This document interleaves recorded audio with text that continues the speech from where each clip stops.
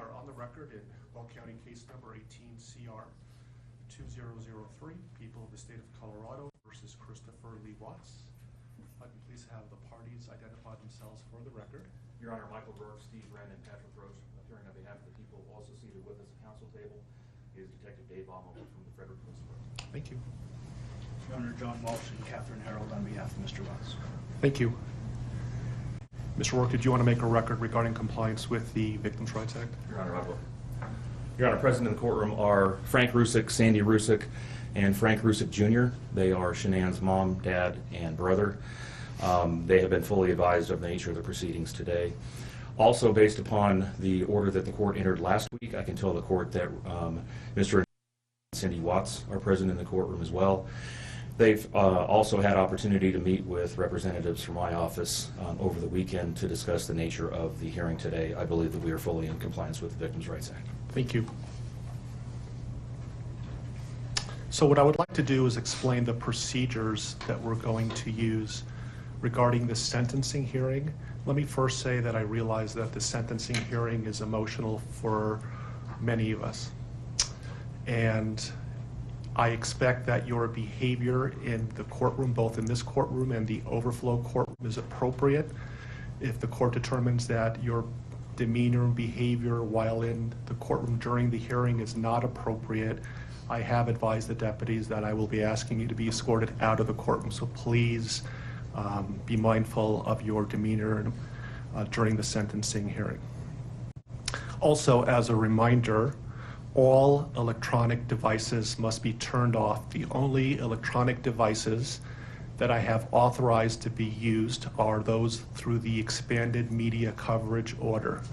If deputies see that you are using an electronic device not authorized by the court, the deputies will take action on that. So please be mindful of that. If you need to turn off your electronic devices, please do so now.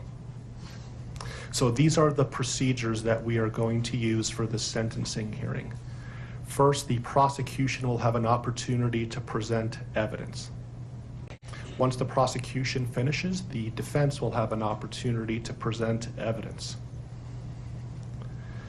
Then, if there are any victims under the Victims' Rights Act, including Cindy and Ronnie Watts, that have not been called by the prosecution or the defense, or any other defined victims under the Victims' Rights Act, they will have an opportunity to make a statement to the court as it relates to their rights under the Victims' Rights Act. Thereafter, the prosecution will have an opportunity to argue. The defense will have an opportunity to make an argument. If Mr. Watts chooses to, he will have an opportunity to make a statement, and then the court will impose a sentence in this case. Does everybody understand? Okay. And so, Mr. Rourke, are you going to be speaking on behalf of the prosecution? Yes, Your Honor, I am. And you are welcome to present evidence. Thank you. Your Honor, if I may approach, I want to tender to the court what have been marked as sentencing exhibits 1 through 21 inclusive. I have provided copies of these to defense counsel. Thank you. Your Honor, photographs 1 through 21, sentencing exhibits 1 through 21 represent a number of different photographs that are in discovery that Shanann's mother and father wanted the court to have for your consideration as you impose sentence today. They may allude to those, and I've asked them to do so by way of sentencing exhibit number, but that's the sum and substance of exhibits 1 through 21. Thank you. And do you have individuals who would like to make a statement? I do. Your Honor, if I could first call upon Frank Ruzek to join me at the podium. Thank you.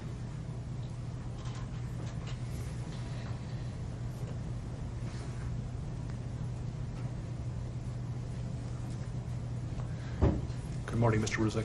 Good morning.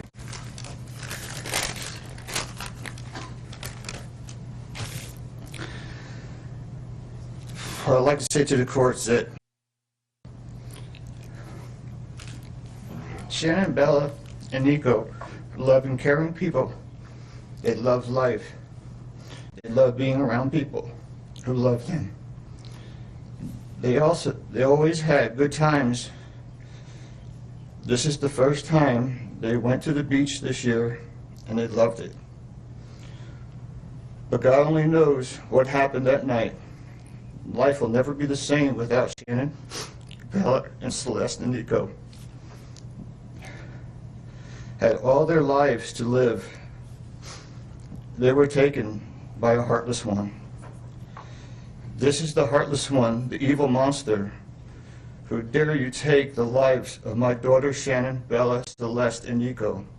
I trusted you to take care of them, not kill them. And they also trusted you. The heartless monster, and then you take them out like trash. You disgust me. They were loving and caring people. You may have taken their bodies from me, but you will never take the love they had from me. They loved us more than you will ever know, because you don't know what love is. Because if you did, you would not have killed them. You monster, thought you would get away with this. I don't know how. The cameras do not lie. You carry them out like trash of the house. Yes, I seen the videotape. You buried my daughter Shannon and Nico in a shallow grave, and then you put Bella and Celeste in huge containers of crude oil. You heartless monster. You have to live with this vision every day of your life, and I hope you see that every time you close your eyes at night. Oh, I forgot. You have no heart or feelings or love. Let me tell you something. I will think of them every day of my life, and I love them every day of my life. Prison is too good for you. This is hard to say, but may God have mercy on your soul. I hope you enjoy your new life. It's nothing like the one you had out here. May the courts have no mercy on you. It's hard every day. It hurts in so many ways. I have heard people say that you're not a monster. No, you are not. You're an evil monster. Thank you. Love you, Shannon, Bella, and Nico. Love you, Pop and Dad. And one other thing. And Shannon says she is super excited for justice today. Thank you, Your Honor. Thank you, sir.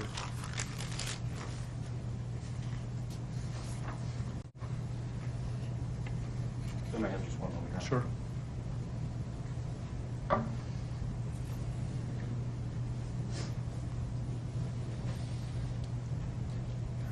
Retrieve the tissue box from the motion. Your Honor, Frankie Ruzek Jr., he has asked me to read his statement for him, but he would like to stand with me if that's okay. Of course. Sir, if I can just have you state your name for the record. Frankie Ruzek Jr. Thank you for being here. Your Honor, the past 3 months I barely slept because I've been going through a lot of different emotions because I did not see this coming. You went from being my brother, my sister's protector, one of the most loved people in my family, to someone I will spend the rest of my life trying to understand. What gave you the right to put your hands on a woman, let alone my best friend, my beloved sister, your daughters, and your son? Why weren't they enough for you? In the blink of an eye, you took away my whole world, the people that mattered to me the most. Everything in my life I loved, your children. They trusted you. They loved you. They looked up to you because you promised to keep them safe. Instead, you turned on your family. My blood is boiling as I write these last words because they are the last you will ever hear from me. I can't even think of the right words to describe the betrayal and the hate I feel. And to be honest, you aren't even worth the time and effort it takes to put my pen to this paper. There isn't a day that goes by that I don't cry for my family. They were my whole world. All I do is ask myself why. Why would you do this? You don't deserve to be called a man. What kind of person slaughters the people that love them the most? Did you really think you would get away with this? Did you really think that this was your best option, to throw away your family like they were garbage? They deserve better, and you know it. I hope you spend the rest of your life staring at the ceiling every night, being haunted by what you've done. None of us deserved this. Hearing my mother and father cry themselves to sleep in this hotel room causes me anguish that is beyond words. I can't describe how this feels, how badly my heart is breaking for my poor parents. We trusted you. You have taken away my family from this earth, but you can never take them from my heart. You took away my privilege of being an uncle to the most precious little girls I've ever known.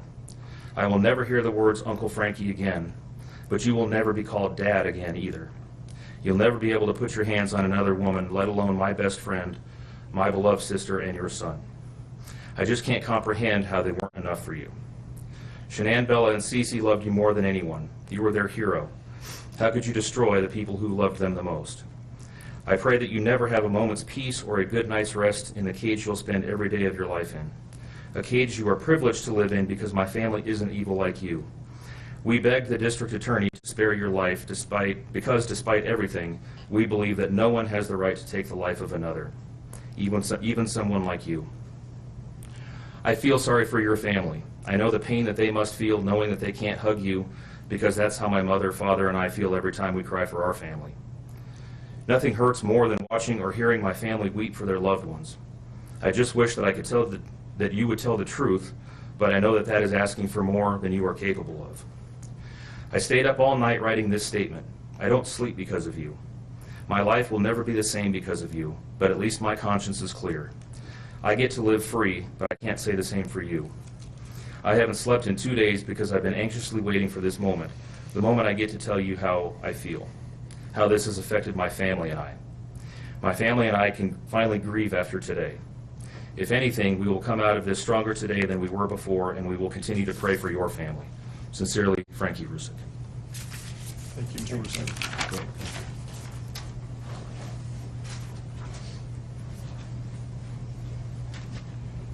Your Honor, Sandy Ruzek would like to address the court.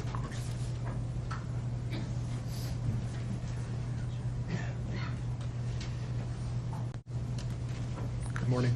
Good morning, Your Honor. Thank you for this moment. If I can just have you just identify yourself for the record. My name is Sandra Ruzek, Shannon's mother. Thank you.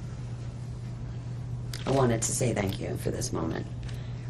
I want to take a moment to thank everyone who has prayed for our beloved family, who has sent gifts, cards to us from all over the world. I know God will put the evil people where they need to be.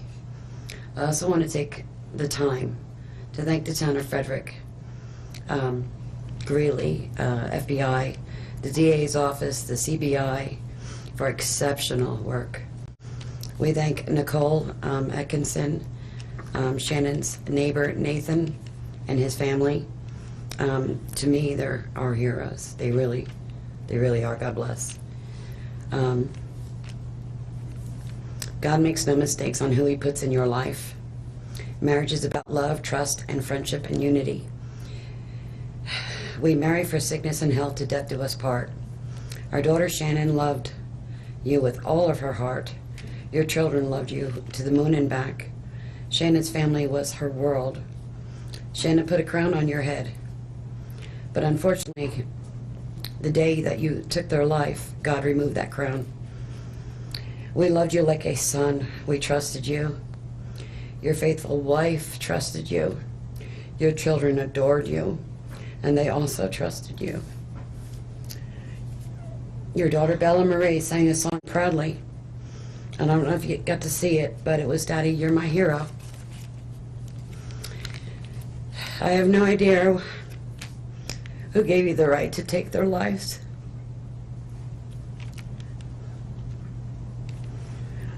But I know God and his mighty angels were there at that moment to bring them home to paradise.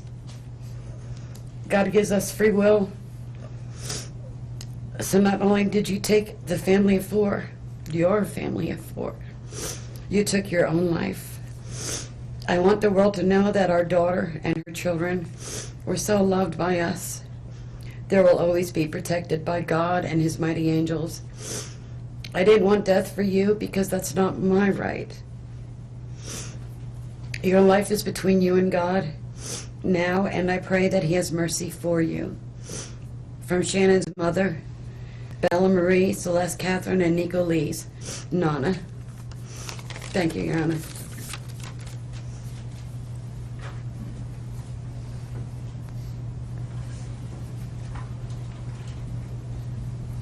Your Honor, that's all the witnesses that I had intended on calling, and I know that the court addressed this during the procedural posture. I am aware that Mr. and Mrs. Watts would also like to address the court. I would certainly invite the court, if you want, at this point to call upon them, or we can certainly do it after any evidence that the defense has as well. Sure. Does Cindy or Ronnie Watts wish to make a statement for the Victims' Rights Amendment?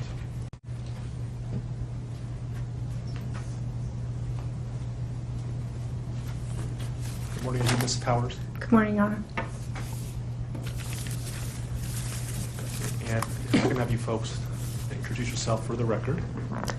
I'm Cindy Watts. Ron Watts. Thank you. And I have authorized you to make a statement to the court as paternal grandparents of the children. And if you choose not to make a statement, but your designee, Ms. Powers, chooses to, she can do so as well. How would you like to proceed Can today? I read that? Yeah, do you want me to start? I want you to start, but I would like to read Who's going to be speaking today? Your Honor, initially, they've asked me, and they're hoping that they have the strength to speak, but if they do not, they've written out their statements and asked me to finish for them. So That would be fine. Who would like to go first? if I could start, Your Honor.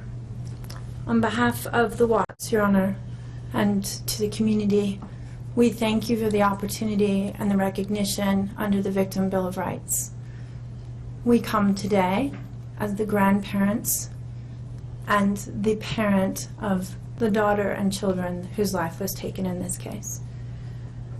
We are not here to ask for leniency. We are not in any way condoning or tolerating the crime that has occurred and the pain that has been caused.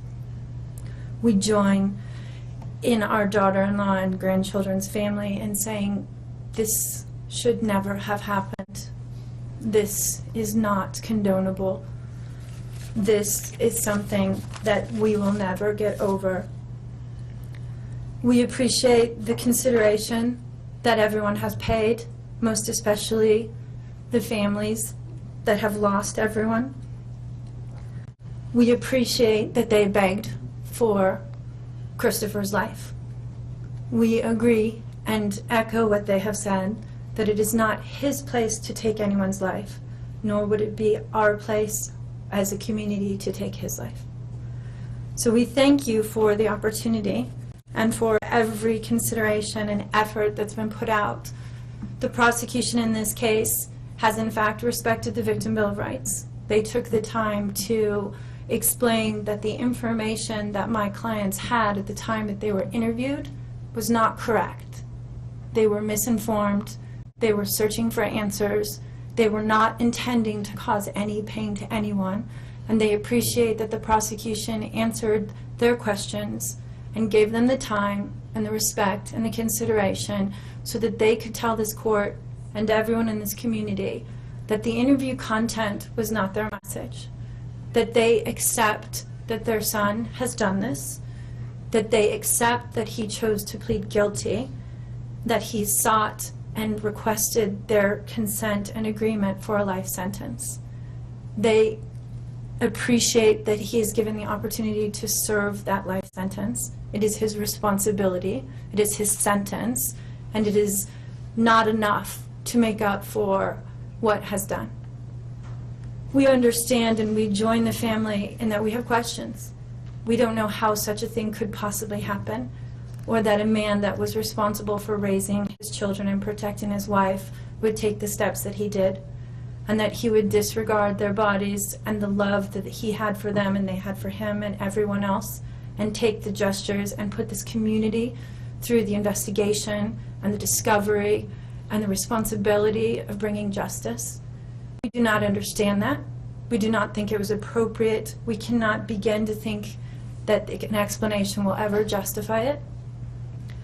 My clients indicate that they understand that a full opportunity for a confession with all of the responsibility and accountability has not occurred. And they support the family and the request that that happen, if not today, at an appropriate time, in an appropriate manner, so that everyone can have peace, to understand to the best of their ability the details that they need and to have their questions answered. And by giving this opportunity of a life sentence, we hope that he embraces that moment, that had the death penalty been pursued, there would not have been an opportunity to be accountable and to give a full confession. And had the death penalty been sought, counsel would have fought for his life, the prosecutors would have been engaged in a multiple-year battle, the families would have been torn apart, this community would have had to subsidize it and endure it, and we have so much respect and gratefulness that that did not happen. We would strongly encourage Christopher Watts to give that full confession in the tone and in the timing that he thinks is appropriate with the guidance of his counsel. We feel that it would be appropriate and helpful to ease the pain and the suffering. But we also say we don't think that there's anything that he can say that will ever account for his behavior. There's nothing that can be done to cure the harm he has caused. And he has the responsibility to serve his sentence with dignity and with regard for everyone, and to spend every breath that he has left in an atonement for what he has done. Do you want to read it? Yes. So if I could just have you state your name for the record. Cindy Watts. Thank you. My name is Cindy Watts. I am the grandmother of two beautiful granddaughters, Bella Marie, Celeste Catherine Watts. I am also the mother of Christopher Watts, who I will be directing most of my statement to. First, I'd like to begin by recognizing the absolute horror of this crime and acknowledging the devastating loss that both the Ruzek family as well as our family have faced. Our families have been irreparably broken by the needless deaths of Shanann, Bella, Cece, and Nico. This is something we will never get over. We will always mourn the loss of our family, and in that we are united in our grief. I am still struggling to understand how and why this tragedy occurred. I may never be able to understand and accept it, but I pray for peace and healing for all of us. Now to my son Christopher. I have known you since the day you were born into this world. I have watched you grow from a quiet and sweet, curious child who Bella reminded me so much of, to a young man who worked hard in sports and later mechanics to achieve your goals. You are a good friend, brother, father, and son. We have loved you from the beginning, and we still love you now. This might be hard for some to understand, how I can sit here under these circumstances and tell you, although we are heartbroken, although we can't imagine what could have led us to this day, but we love you. Maybe you can't believe it either. As the Lord said in Jeremiah 3:31, I have loved you with an everlasting love. Therefore, I have continued my faithfulness to you.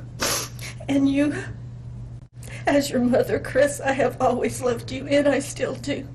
I hate what has happened. Your father and sister and I are struggling to understand why. But we will remain faithful as your family, just as God remains faithful because of his unconditional love for us all. We love you, and we forgive you, son.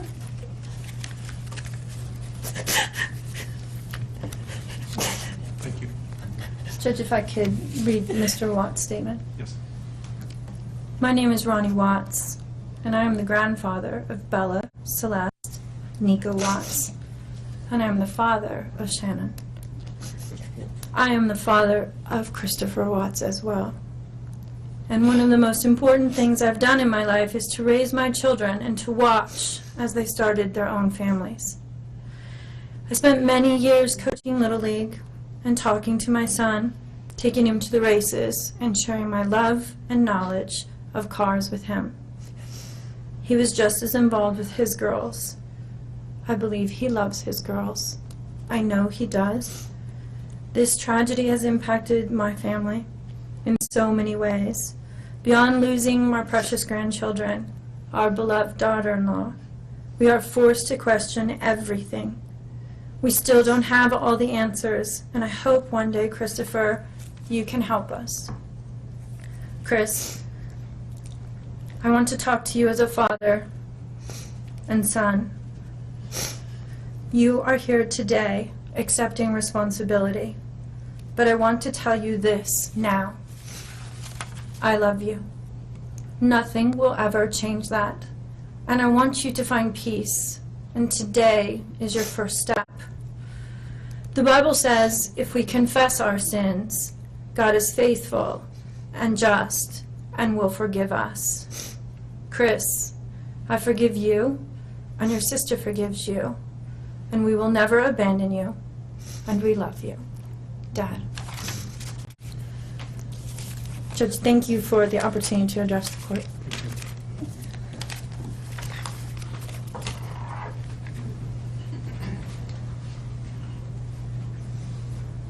Are there any other statutory victims under the Victims' Rights Act that would like to make a statement today? Your Honor, I am not aware of any. For the record, nobody is raising their hand. Mr. Walsh, would you like to present any evidence? We have no evidence, Your Honor. Thank you. Mr. Walker, is there any statements you would like to make on behalf of the prosecution? Yes, please.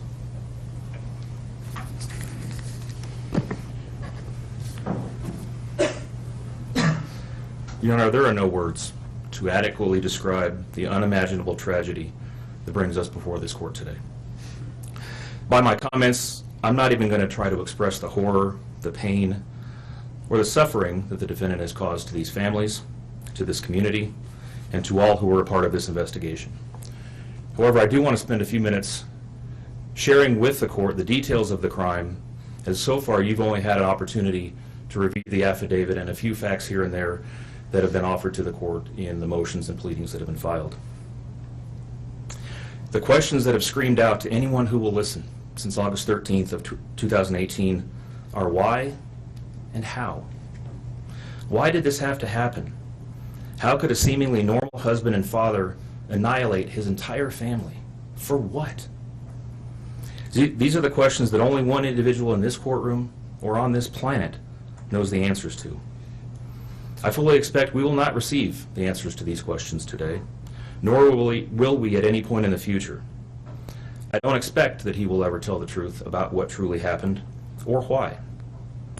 Even if he did, there is no rational way that any human being could find those answers acceptable responses to such horrific questions.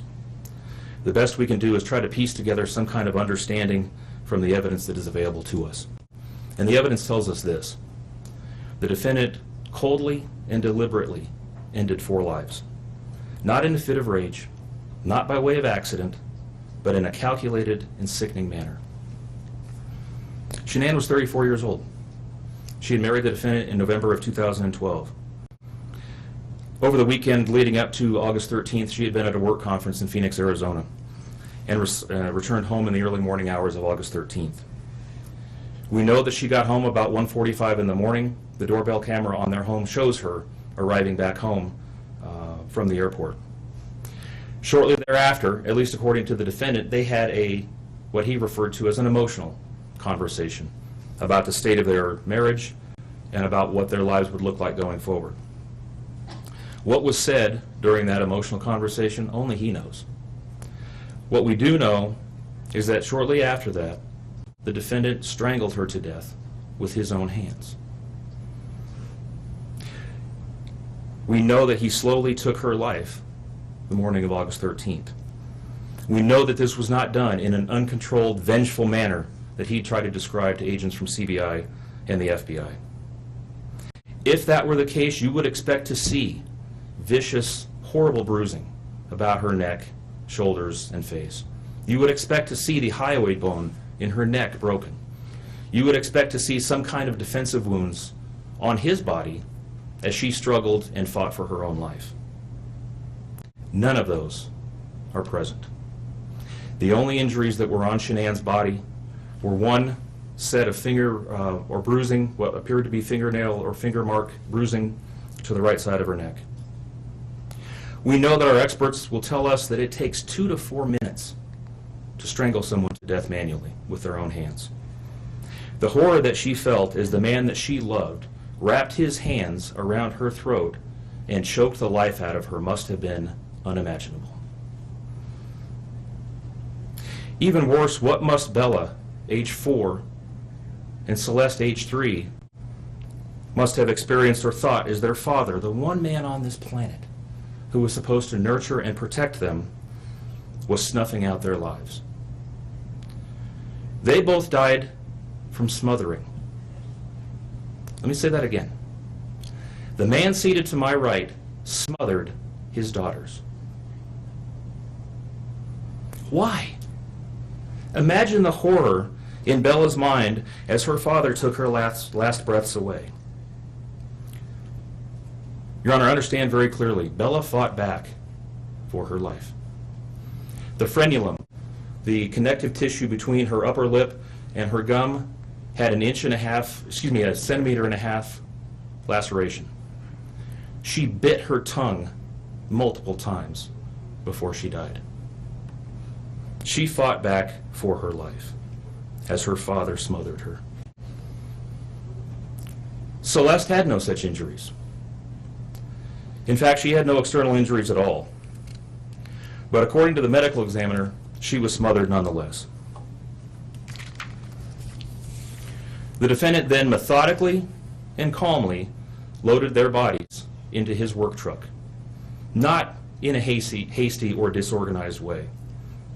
He was seen from the neighbor's doorbell camera backing his truck into the driveway, going back and forth into the house and back out to the truck 3 different times, 1 time for each of their bodies. He then drove them away from their family home 1 final time, intent on hiding any evidence of the crimes that he had just committed. In 1 final sign of callousness for his wife, his daughters, and their unborn son, and their remains, he drove them to a location that he thought no one would ever find them, to one of the oil tank batteries with which he was so familiar. He knew this was safe.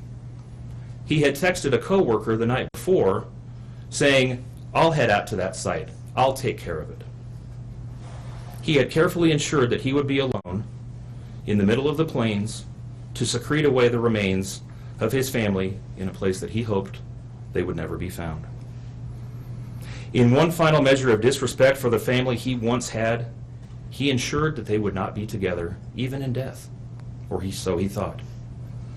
He disposed of them in different locations.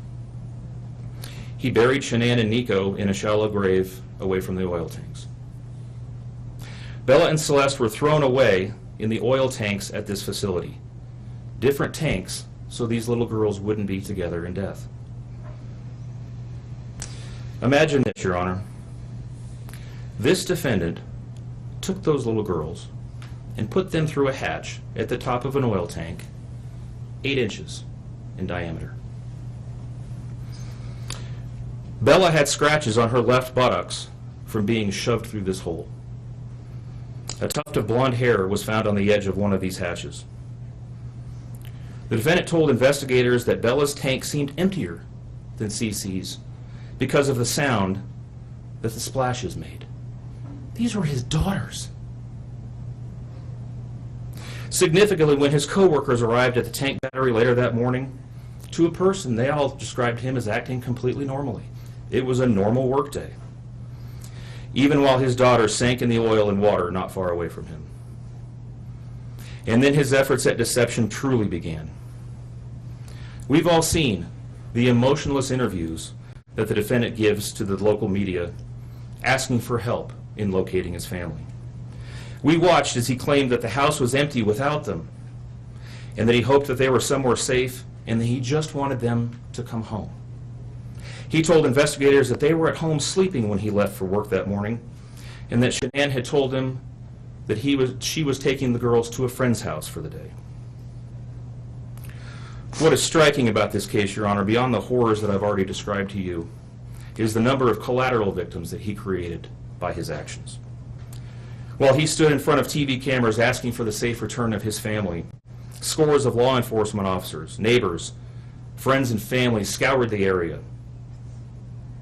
fretted for their safe return. They texted him begging for any information and sending him their best wishes, all the while he hid what he had done. The list of indirect victims does not end there. Think of the firefighters and the Colorado State Patrol hazmat experts who had to don protective suits and who were called upon to pull Bella and Celeste out of those oil tanks. Or the coroner employees who had to conduct these autopsies. Or the victim assistants who frantically attempted to ease the suffering of those affected. All of this, Your Honor, for what? Why? Why did this have to happen? His motive was simple, Your Honor. He had a desire for a fresh start, to begin a relationship with a new love that overpowered all decency and feelings for his wife, his daughters, and unborn son. While Shanann texted the defendant over and over again in the days and weeks leading up to her death, attempting to save her marriage, the defendant secreted pictures of his girlfriend into his phone and texted her at all hours of the night. While Shanann sent the defendant self-help and relationship counseling books, one of which, ironically enough, was thrown in the garbage, he was searching the internet for secluded vacation spots to take his new love in researching jewelry. And while Shanann took the girls to visit family in North Carolina, the defendant went to car museums and the sand dunes with his new girlfriend. The stark contrast between the subjects of their internet and text content is absolutely stunning. Even the morning after he killed them and disposed of their bodies, he made several phone calls. One was to the school where the girls were supposed to start, telling the school that the girls would not be coming to school anymore, that they were being unenrolled, presumably to give him some more time before law enforcement notification about them going missing. He contacted a realtor to start discussing the selling of his house, and he texted with his girlfriend about their future. None of this answers the questions of why, however. If he was this happy and wanted a new start, get a divorce. You don't annihilate your family and throw them away like garbage. Why did Nico, Celeste, Bella, and Shanann have to lose their lives in order for him to get what he wanted? Your Honor, justice demands the maximum sentence under the agreement reached by the parties. As you will recall, the agreement calls for life sentences as to Shanann, Bella, and Celeste, and all of those to run consecutively to one another. It also calls for the count of unlawful termination of a pregnancy as to Nico to run consecutively to counts 1, 2, and 3. I would suggest that the extreme aggravation present in the defendant's conduct and in the efforts that I have described mandate that the sentences for counts 7, 8, and 9, the tampering with a deceased human body, each be the maximum of 12 years, and that those sentences run consecutively to one another. It is very clear that each of these acts, that these were not the subject of one act, but each oil tank that he walked up with his daughter's bodies and the hole that he dug for his wife and unborn son mandate a mandatory consecutive sentence. It's been alluded to this morning, but the defendant was certainly eligible for the death penalty in this case under the existing law in the state of Colorado. As you heard, Shanann's family strongly opposed my office seeking the death penalty and being bound to the criminal justice system for the next several decades. That's in large part, as you've heard, why we have reached the agreement that we have. 4 lives were lost at the hands of the defendant on August 13th for reasons that we will never fully understand, nor will we know. In the end, the Ruzek family was much more merciful towards him than he was towards his wife, his daughters, and his unborn son. Prison for the remainder of his life is exactly where he belongs for murdering his entire family. Thank you. Are you seeking 91 days to file a request for restitution? I am, Your Honor, please. I'll grant that request. Mr. Walls, will you be speaking on behalf of your client? Your Honor, Ms. Harold. Thank you. Good morning, Ms. Harold. Good morning, Your Honor.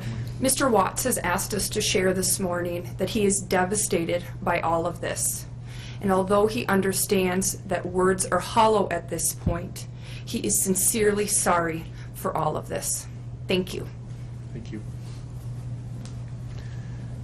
Mr. Watts, as I indicated when we began, you have the right to make a statement if you choose to. Would you like to make a statement? No, sir.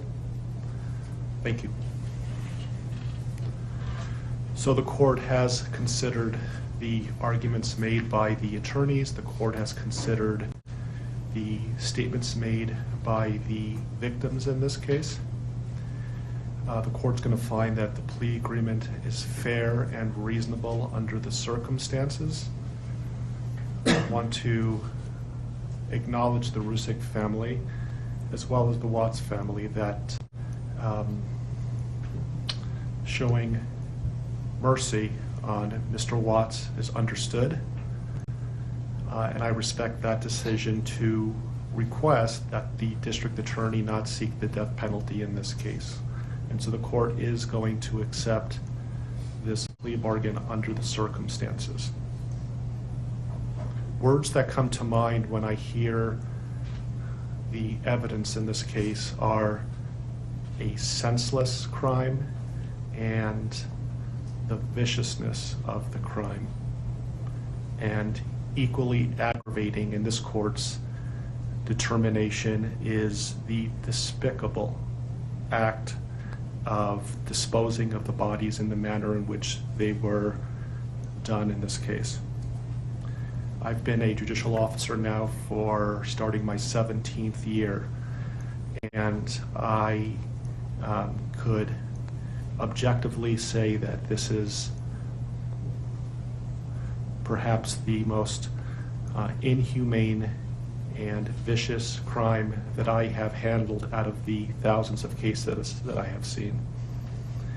And nothing less than a maximum sentence would be appropriate, and anything less than the maximum sentence would depreciate the seriousness of this offense.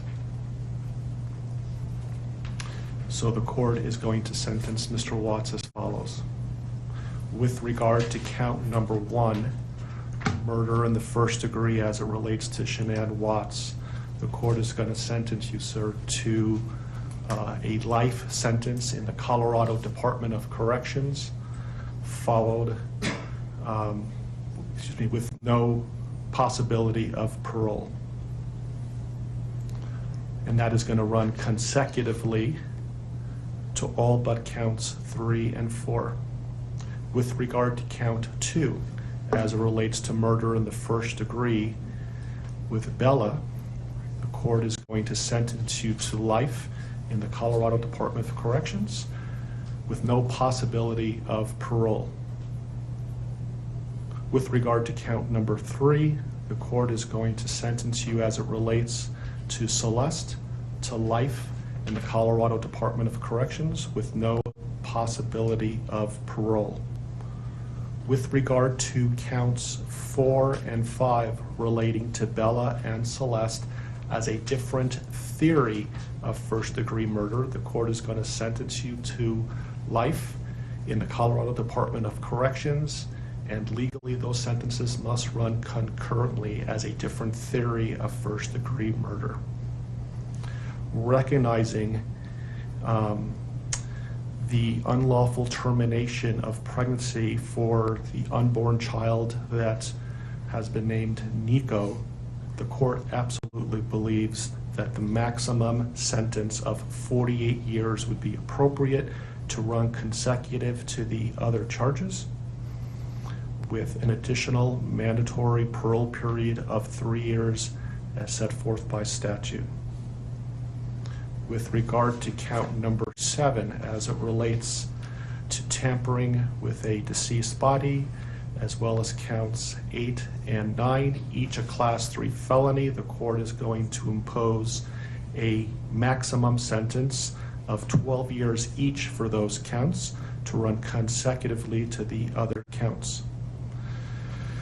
The court is going to order that the statutory fees be paid and court costs. The court's going to grant the prosecution 91 days to file a notice of restitution, and that will be the sentence of the court.